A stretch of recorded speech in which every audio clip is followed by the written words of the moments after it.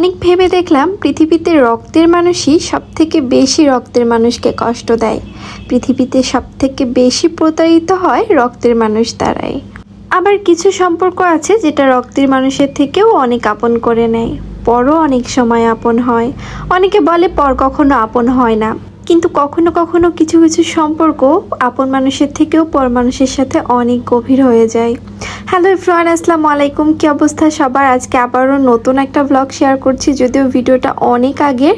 আমাদের একটা স্পেশাল দিন উপলক্ষে ফারহানা বিথি আপু, আলামিন ভাইয়ের সাথে আরও অনেক অনেক ভালোবাসার মানুষ এসেছিল আমাদের বাসায়, আর সাথে নিয়ে এসেছিল আমাদের জন্য অনেক অনেক গিফট। তো এখানে আলামিন ভাই বলতেছে আপনার জন্য একটা ছোট্ট গিফট নিয়ে আসছি, কিন্তু আমি বলতেছিলাম এগুলোর কি দরকার ছিল। তো তখন উনি আবার মজা করে আমার কাছ থেকে নিয়ে নেয়। তো আপু বলতেছে সবার জন্য নিয়ে আসা হইলেও ভাইয়ার জন্য কিন্তু নিয়ে আসা হয়নি। এখানে আবারও হলো যে ছেলেরা সব জায়গায় অবহেলিত না, বঞ্চিত। ভাই আমি আচ্ছা, আমাদের বাসায় প্রথমবারের মতো এসে আপনাদের কেমন লাগলো? অনেক ভালো ছিল, রান্নাগুলো ভীষণ মজা ছিল, আর আমি অনেক ভর্তাগুলো অনেক মজা করে খেয়েছি।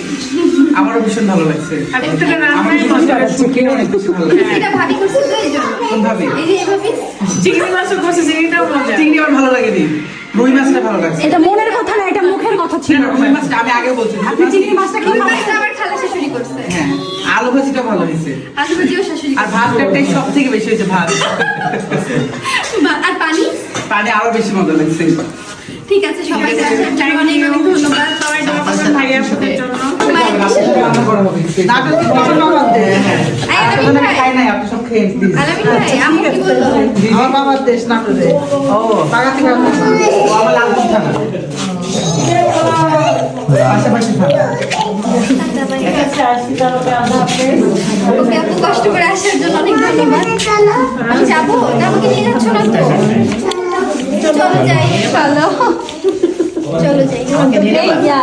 আমার তো দিবা? কাকে কাকে নিবা বলো তো? সবাই গেলে ঘুমানোর জায়গা হবে। কোথায় ঘুমাবে তোমার বাড়িতে? যে আসতেছি রে।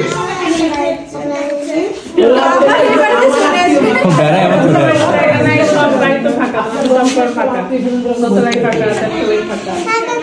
হ্যাঁ, কারণ জানি তো সবসময় কথা এই যে নতুন ঘর করলাম এখানে। দিয়ে না না। না, জান ভাগে। ওরও কথা আছে। কথা ভালো বলে হ্যাঁ, সুন্দর কথা, মানে নতুন জায়গা বোঝায় বসে রুকাইয়া, রুকাইয়া, আমার নাম কি? মানে ও, আমার পাখি। চলো চলো আমরা যাই, আমরা দেরি না করি, অনেক রাত। আমার নাম হানি। হানি, ওই তো হানি পানি দুটো একসাথে।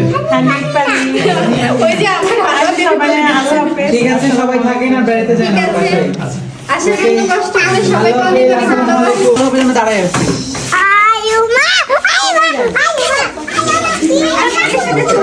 গাইস, বিদেশে